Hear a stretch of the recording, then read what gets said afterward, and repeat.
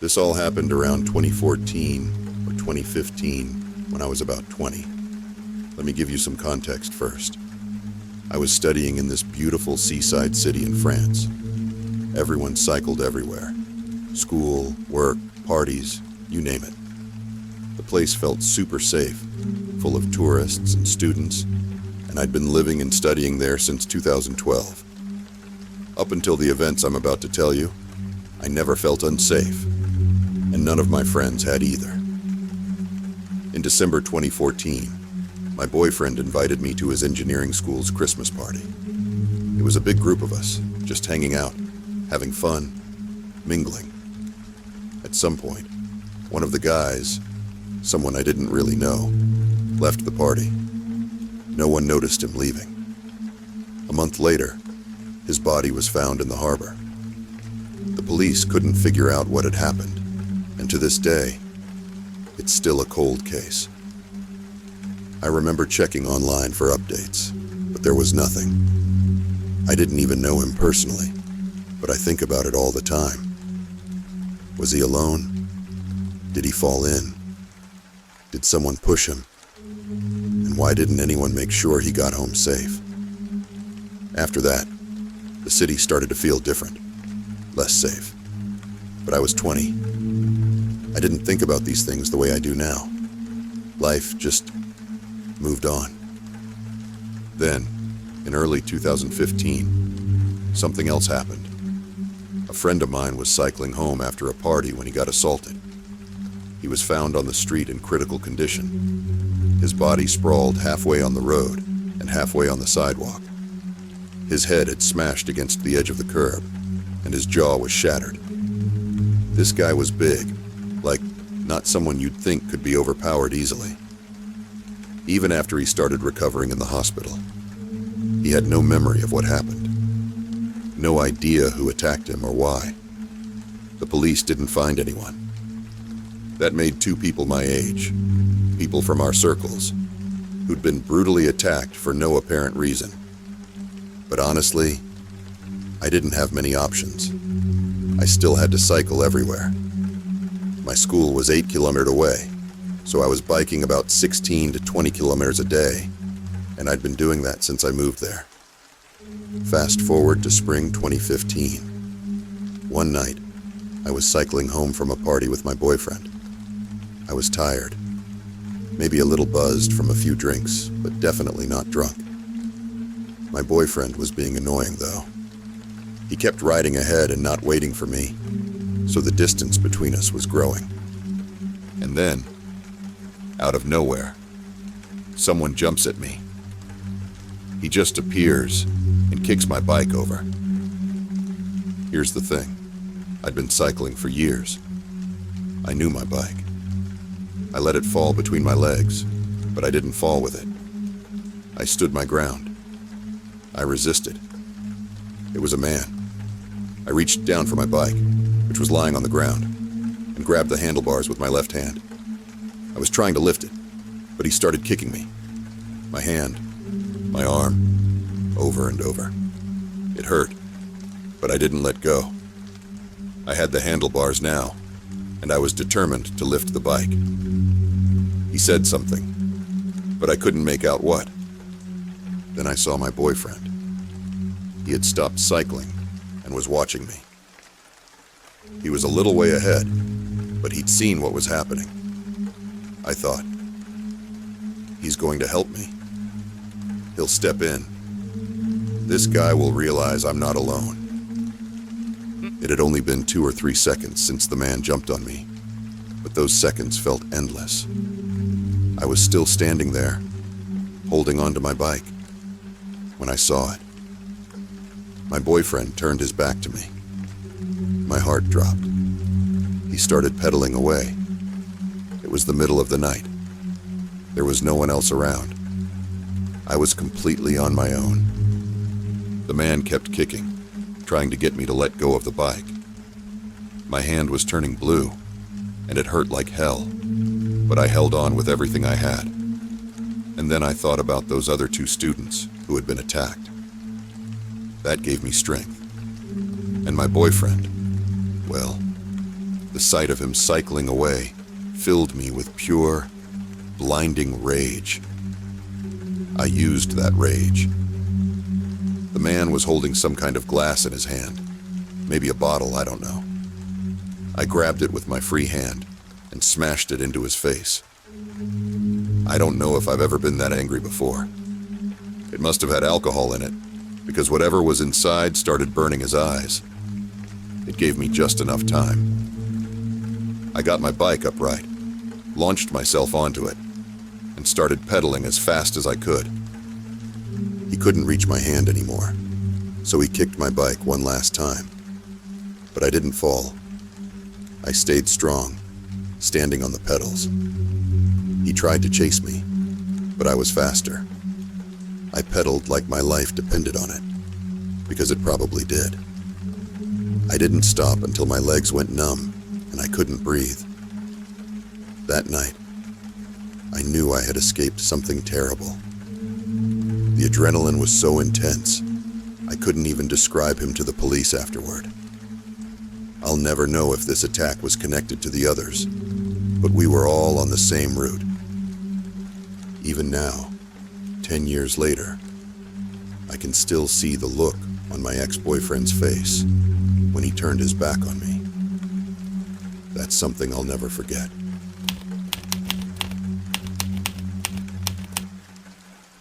This happened over Christmas last year. For context, I'm a 24-year-old female. My cousin and I decided to spend a weekend up north at a cozy winter cabin. The trip was great. Nothing weird or creepy happened the entire time. On our last day, we woke up super early to get a head start on the 5-hour drive home. It was 6 a.m., and the weather wasn't ideal. There wasn't any fresh snow falling, but the previous storms had left plenty of snow and ice behind, and it was foggy too. My cousin was driving, and we were just chatting and listening to podcasts, not paying too much attention to the surroundings. About 20 minutes into the drive, the car hit a patch of black ice, skidded a bit, and lightly grazed a tree. It was nothing major, but it was enough to make our stomachs drop for a second. We got out to check the car, expecting at least a dent or scratch, but somehow there was no damage, not a single mark. We were laughing with relief, just standing there thanking our luck. Then, out of nowhere, these blinding high beams came up behind us. I shielded my eyes because they were so obnoxiously bright. My cousin started laughing, saying, "So annoying." She was just opening her door to get back in the car, when the car with the high beams blared its horn, just laying on it, while getting closer and closer to us. We froze for a second, confused. Then we quickly got back in the car, because something about it felt off. The other car slowed down as it reached us, and we could see a man in the driver's seat. He finally stopped honking and pulled up right next to my cousin's car. And I mean right next to it, which was wild because we were barely off the road, and it was super icy. The guy rolled down his window and motioned for my cousin to do the same. We figured it was okay because he was still in his car, and we were in ours. Looking back, probably not our smartest move. "Hey there, ladies. In a rush this morning?" he said, laughing. Not really. Just trying to get home. Can we help you with something?" My cousin replied, keeping her voice calm and steady, like she wasn't fazed. "Oh no. I just noticed you dropped something about 2 kilometers back. It fell out of your trunk." I looked at my cousin. "Did you shut the trunk when we left?" she asked me. "Yeah, of course," I said. "And besides, the way the car is designed, we definitely would have seen or heard if the trunk had been open." "No thanks, sir," my cousin said, starting to roll up the window. "I think you've got us mixed up with someone else." Something about him just felt wrong. But then he started laying on the horn again and motioning for us to roll the window back down. My cousin sighed, rolled it down just enough to hear him, and that's when we saw it. He was holding up a pair of women's underwear, smiling. "See, this look familiar?" he said in this gross, mocking tone that I still remember so clearly. "No thanks, sir. You have a great day now," my cousin said, immediately rolling the window back up. She didn't wait for his response. She floored it, getting back onto the road as fast as she could. Thankfully, the guy didn't follow us. We didn't see his car again for the rest of the drive. We were both pretty shaken up, but we tried to laugh it off. After all, we were safe, and there was no sign of him behind us. Still, that guy gave us the creeps. About 2 hours into the trip, we stopped for gas and decided to grab some breakfast at Starbucks.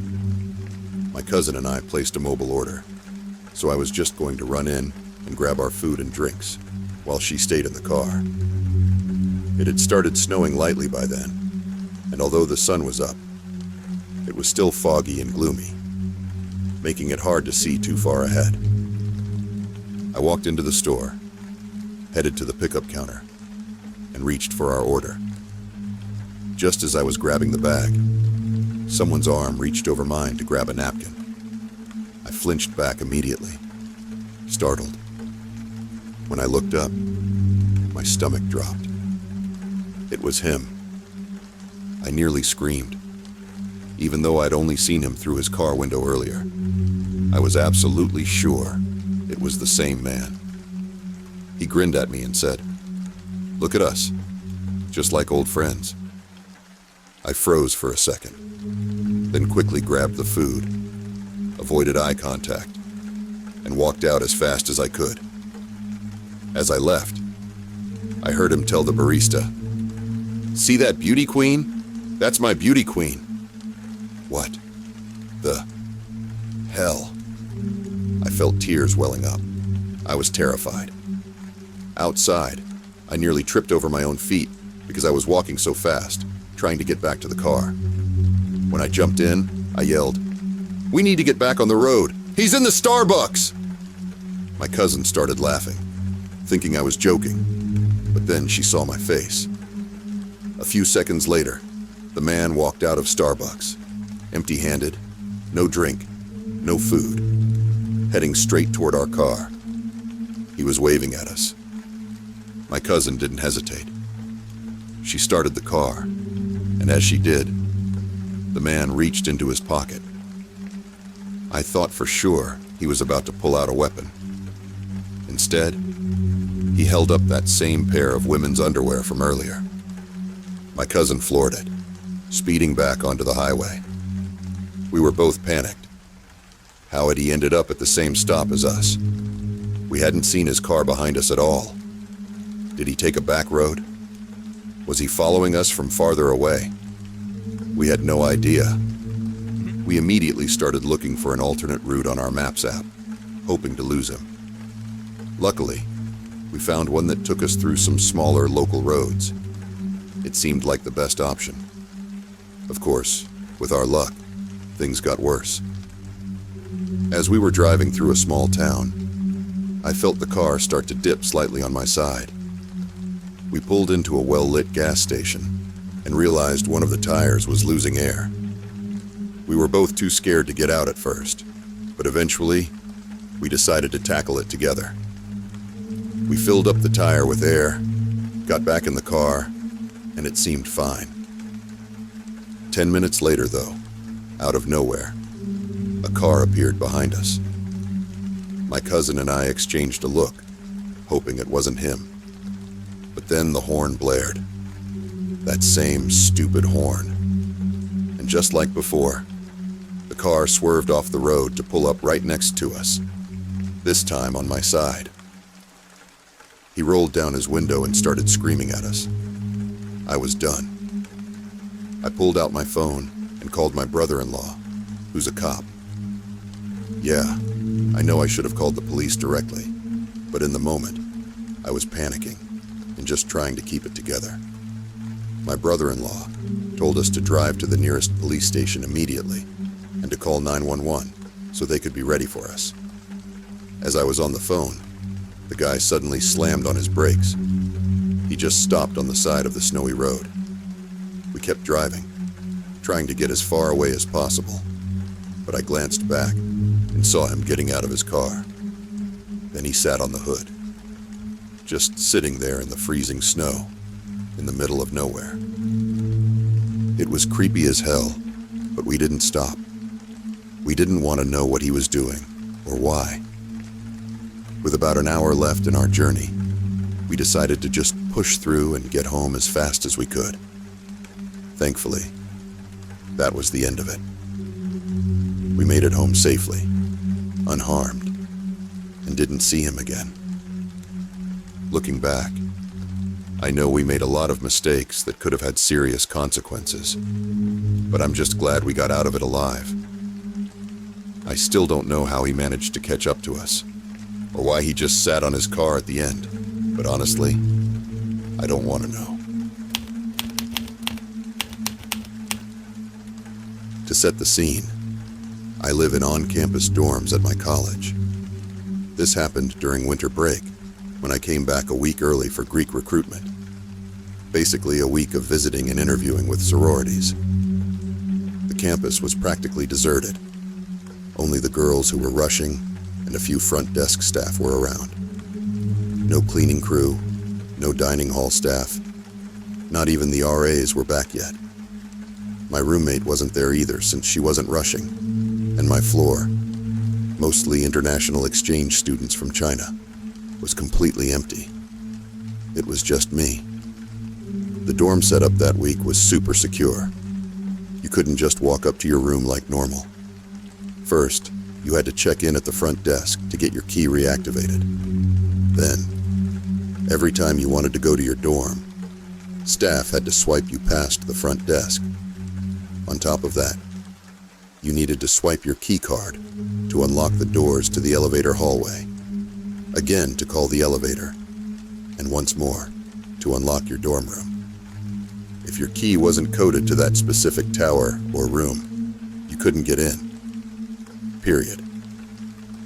On my second night there, I was chilling in my room, settled on my futon with my back against the armrest and facing the door. The room is long, with a window on one side and the door on the other. My bed was lofted above me, and I had a blanket hanging down from it, kind of like a curtain. From the door, you wouldn't even be able to see me sitting there. I had my headphones in, scrolling through YouTube videos, when I heard the door open. At first, I didn't even register what was happening, but then I heard the distinct sound of the key card going into the lock. It's the same sound as a hotel door. The door swung open all the way and hit one of the Christmas ornaments I still had hanging from the ceiling, knocking it to the ground. That's when it hit me. No one should have access to this room. My roommate was still in London, and my RA wasn't back yet either. I froze. My first thought was that whoever it was must have realized they'd walked into the wrong room and would quickly back out, like walking in on someone in a bathroom stall. But then, I heard 2 footsteps inside. They even bumped into my suitcase, which was sitting in the doorway. I barely moved, trying to reach for my phone. As soon as I shifted, my futon squeaked loudly. The moment it did, I heard them retreat. Fast. The footsteps backed out. The door closed, and whoever it was walked away. I stayed there frozen for what felt like an hour, too scared to even turn around. Finally, I mustered the courage to look. There on the floor was the broken ornament, and my suitcase was sitting slightly ajar. I texted my roommate and RA immediately, practically begging them to tell me they were back. My roommate replied that she was still in London. My RA confirmed my worst fear. She wasn't back either, and had no idea who could have entered my room. Maintenance and cleaning staff weren't even supposed to have access to the dorms. So, yeah, I had no clue who had been in my room or how they got in. My RA assured me she'd let the front desk know what happened. She also suggested it might have been a new spring admission student who was accidentally given a key coded to the wrong room. I wanted to believe that. Just a simple mistake. They probably got confused, heard me move, and realized they had the wrong room. It wouldn't happen again, right? But that didn't stop me from feeling uneasy. I barely slept that night, and when I woke up the next morning, I was still too scared to even turn around and look at the door. I tried to shake it off, but by the time night rolled around again, I was a wreck. I couldn't sleep. I stayed up late, scrolling through Reddit, my phone clutched tightly in my hand.